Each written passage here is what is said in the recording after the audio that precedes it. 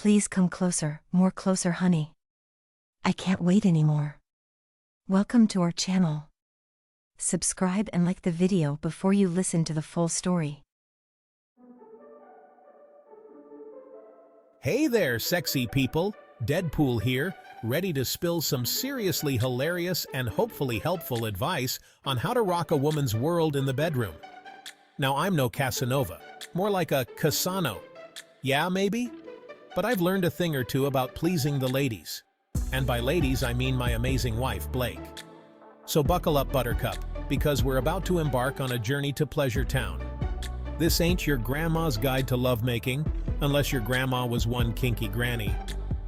We're talking about real talk, real fun, and real ways to make sure everyone has a smile on their face, and other places, by the time the lights go out. Ready to become a certified bedroom rock star? Let's do this thing. First things first, my friends, ambiance is everything. Think of it like this. You wouldn't watch the Super Bowl in a dusty old basement, would you? No way. You'd want a giant TV, comfy couches, and enough snacks to feed a small army. Same goes for setting the mood for love. Dim the lights, crank up some sexy tunes, Barry White, Marvin Gaye, or maybe a little Wham, if you're feeling bold. And for the love of all that is holy, clean up your man cave. No woman wants to stumble over dirty laundry on her way to Pleasure Town. And a word to the wise, candles are great and all, but maybe skip the open flames if your idea of foreplay involves flammable materials. Safety first, folks. Accidentally setting off a fire alarm with candles. Whoops, my bad.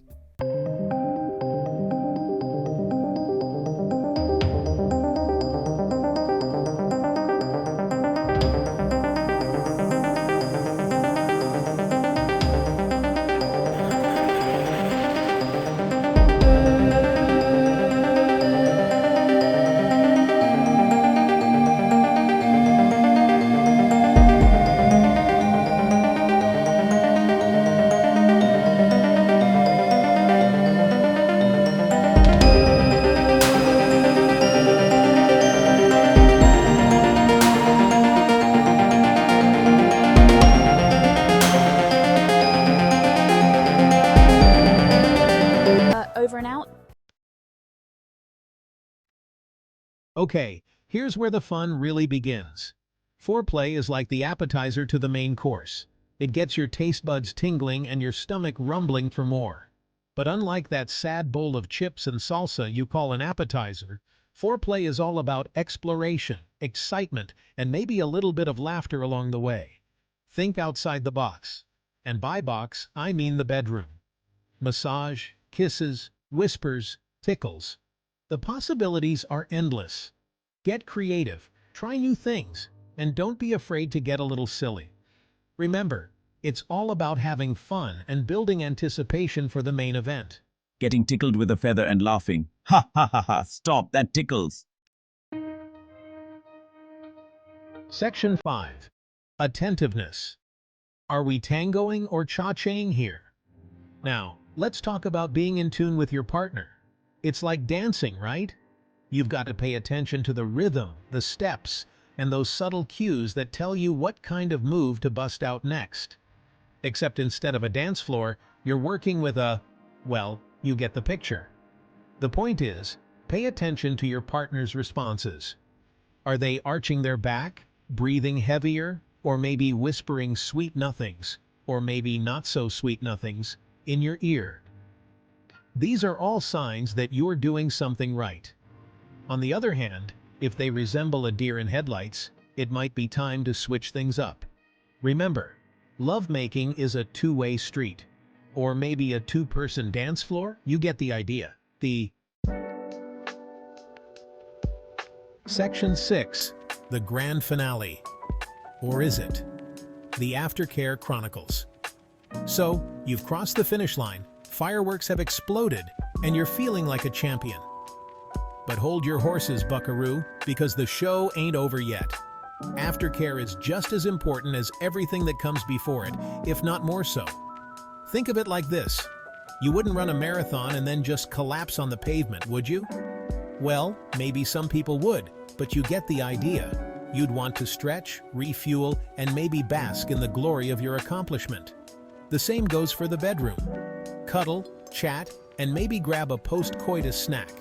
It's all about showing your partner that you care about their well-being and that you're not just in it for the grand finale, although that part's pretty awesome too. Section 7. In a nutshell, love, laughter, and happy endings. So there you have it, folks. Deadpool's somewhat foolproof guide to seducing and satisfying a woman in bed.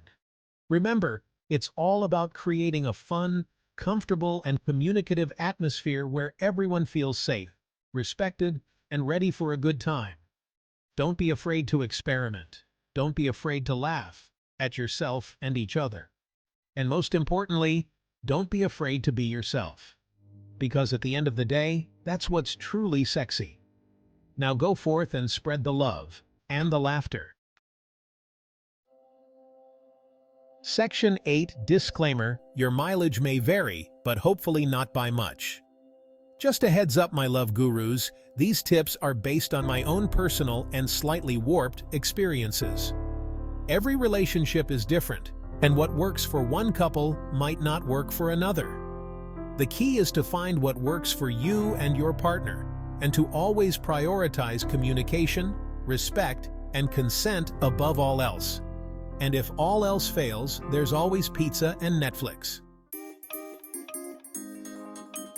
Section 9. P.S. Don't forget the chocolate. Seriously, ladies love chocolate. It's like a universal truth. So next time you're planning a romantic evening, swing by the store and pick up her favorite bar. You can thank me later. Section 10. About the author. Deadpool relationship guru? Not really. Let's be real, folks. I'm the last person who should be giving relationship advice. I'm a sarcastic, self-aware superhero with a healing factor and a penchant for breaking the fourth wall. But hey, even a messed up mercenary like me can learn a thing or two about love. Just don't quote me on any of this. Unless it works, then you can quote me all you want. Section 11. Now go forth and conquer. With consent, of course. Okay, one last thing before I go. Remember that consent is crucial. Always make sure your partner is comfortable and enthusiastic about everything that happens in the bedroom. No means no, yes means yes, and maybe means ask again later. Got it? Good. Now go forth and create some unforgettable memories.